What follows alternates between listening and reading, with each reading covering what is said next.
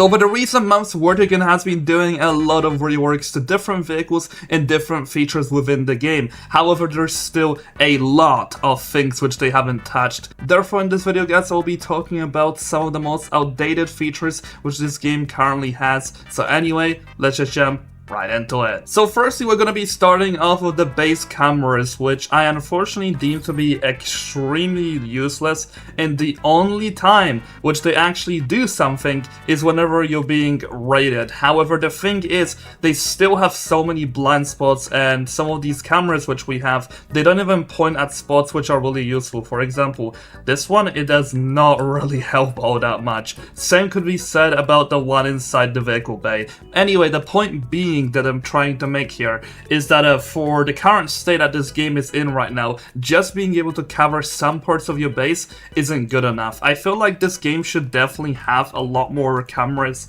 laid out around the map, and what I mean by this is like different types of spots could be put under security, like spots around the middle point itself, or maybe some points around the gas station, which if you pay a certain amount of money, you could be able to hack it, and in that case you get some comms. I feel like adding such a feature would really not be this hard, because realistically all you have to do is just place cameras around different spots on the map, and then with this, instead of having the repair button, we have a hack button and we pay money for that. It's literally as easy as that. Now the next thing which I want to talk about is going to be secondary seats inside different vehicles, and the reason why this is so extremely outdated is because this game has really changed over the years. It has went from more of a team game to now a solo, more competitive game, because I'm seeing a lot more people actually take the vehicle side of this game a lot more competitive now. But the main point being is that since we don't really have much teammates anymore, since everyone plays alone, these gunners here on a lot of vehicles,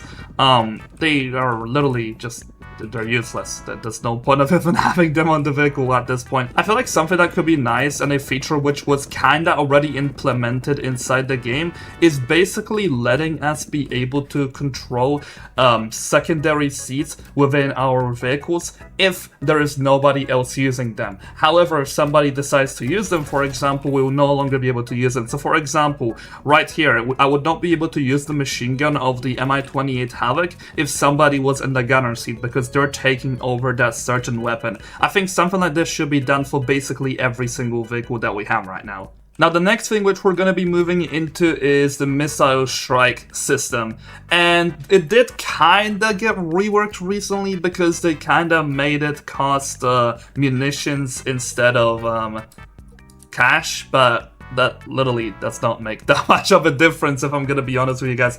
But realistically, to me, this is still an outdated feature, and the reason why is because striking a base right now is extraordinarily predictable, and it does not have as big of an impact as it used to. Basically, before the problem was, before they added the repair menu, you actually needed to put in quite a lot of effort to fix your base because everything was destroyed. But now you can just click repair all, and that's literally it. It doesn't matter anymore.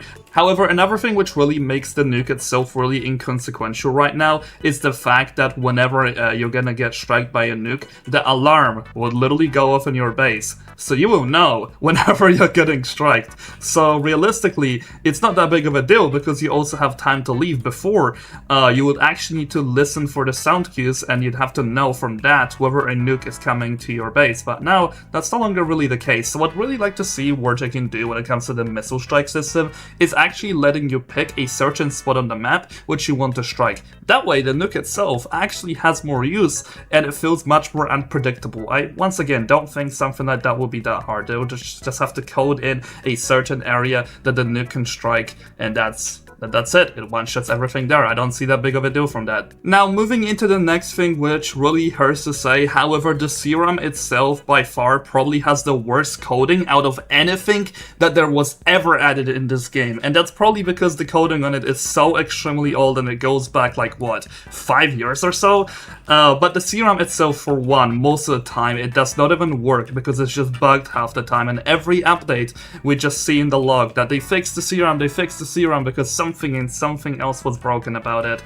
But realistically, and everything that's really problematic with the Serum is it's just not useful. It doesn't do much damage. Yes, you don't die anymore while being inside the Serum seat, so it's not really It's not dangerous to be inside of there, but like still dude, the damage is just not worth it at all. Now the next thing which I'm gonna be moving into is gonna be the capture point itself, and I'm not talking about the idea of the capture point.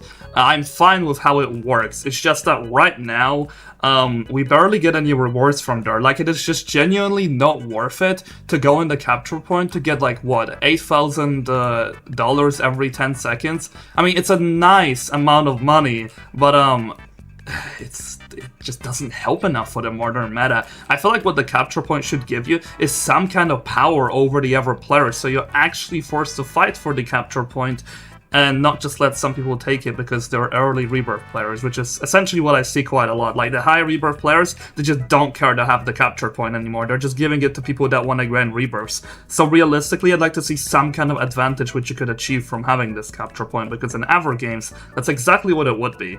Now, the next thing which we're going to be moving into is going to be various types of uniforms and suits that we currently have in the game. As an example, the ghillie itself is, how do I say this? It is basically useless. What a ghillie is supposed to do is help you camouflage within the game. However, in reality, the ghillie does far from that. It literally doesn't help you in any possible way. Like, for one, it doesn't even cover your whole body, kind of how it's supposed to.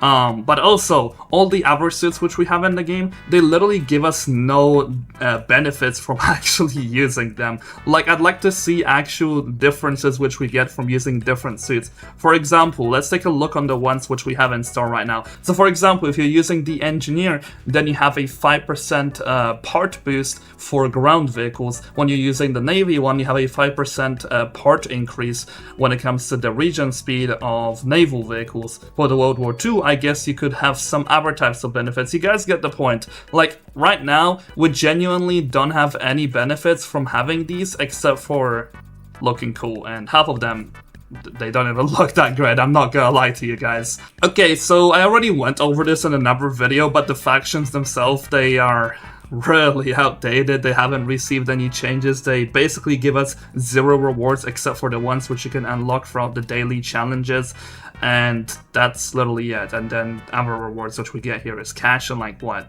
2 to 5 medals. Wow, that's so cool, right? I'd like to see some kind of changes to the faction system itself. It just doesn't give us enough. Alright, once again moving to another obvious one, which I think I talked about over a year ago. Still no change to be done about it, but the drones themselves. I think they're extremely cool concepts. They could do so much with the drone warfare in this game. I feel like it could be cool if different vehicles could have anti-drone weaponry. Well, they add more drones in the game and make the drones somewhat more powerful. Yes, they are annoying, however, they make our vehicles be able to counter them with certain features that I don't think they will be annoying. It'll be kind of like a part of the game's ecosystem. I'd really like to see more changes to this, because the drones themselves, they're extremely cool. They just don't really serve much of a purpose except for just being annoying every now and then if a pro player decides to use them correctly. Okay, so next I'm moving into a feature which is extremely cool, yet we can't really do much with it. It's the daily reward itself. It only lasts 30 days and then it just resets. I believe this was added around 2 years ago. I really like the addition of this